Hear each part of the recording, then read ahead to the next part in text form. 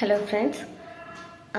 So இன்றைக்கி வந்து கிட்ஸோட ஹெல்த்தில் நான் வந்து ஒரு முக்கியமான, அதாவது இந்த ஜென்ரேஷன் கிட்ஸ்க்கு வந்து ரொம்ப ஒரு தேவையான இம்பார்ட்டன்ட் பாயிண்ட் தான் நான் இன்றைக்கி வந்து வீடியோவாக போஸ்ட் பண்ணுறேன். சரிங்களா? So friends, this is doctor Bodhini from my dental world YouTube channel.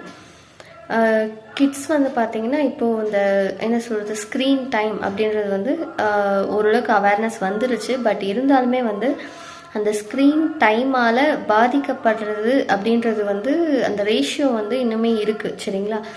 So screen time அப்படின்னாலே இதெல்லாம் நம்ம இன்க்ளூட் பண்ணலாம் அப்படின்னு பார்த்தீங்கன்னா, வாட்சிங் ஃபோன்ஸ், வாட்சிங் டிவி ஸ்க்ரீன்ஸ். ஓகேங்களா? ஸோ எதுவுமே வந்து பார்த்திங்கன்னா ஒரு லிமிட்டட் டைமாக இருந்தால் ஓரளவுக்கு வந்து மேனேஜ் பண்ணிக்கலாம், இஷ்யூஸ் வந்து அவ்வளோவா இருக்காது. சரிங்களா?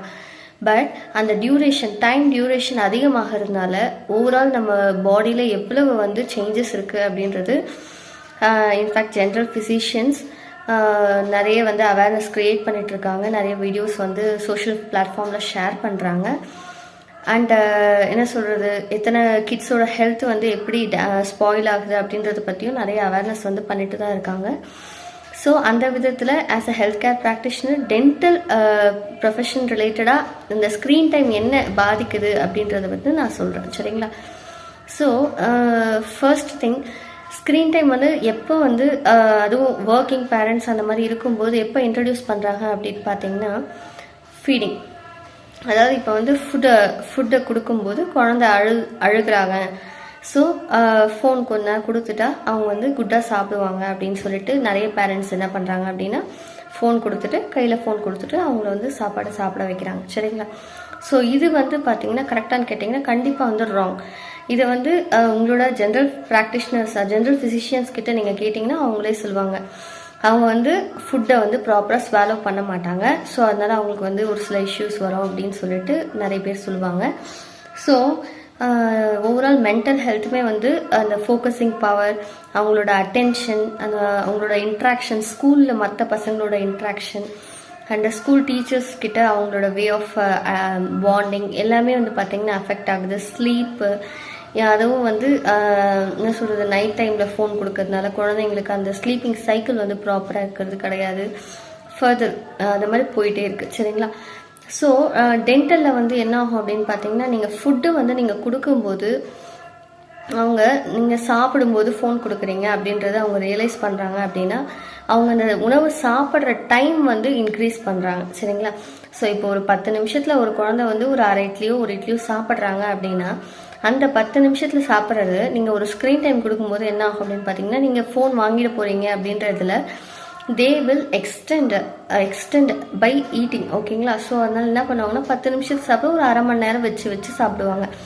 அது என்ன பண்ணுவாங்க, வாயில் ஃபுட் அப்படியே பவுச் பண்ணுறது, பவுச்சிங். அதாவது என்ன, வாயில் மென்று முழுங்காமல் சரியாக கடிக்காமல் சைட்ஸில், அதாவது இந்த கன்னத்துக்கிட்ட அந்த மாதிரியெல்லாம் சாப்பாடை பவுச் பண்ணிவிட்டு கொஞ்சமாக பொறுத்து சாப்பிடுவாங்க. சரிங்களா?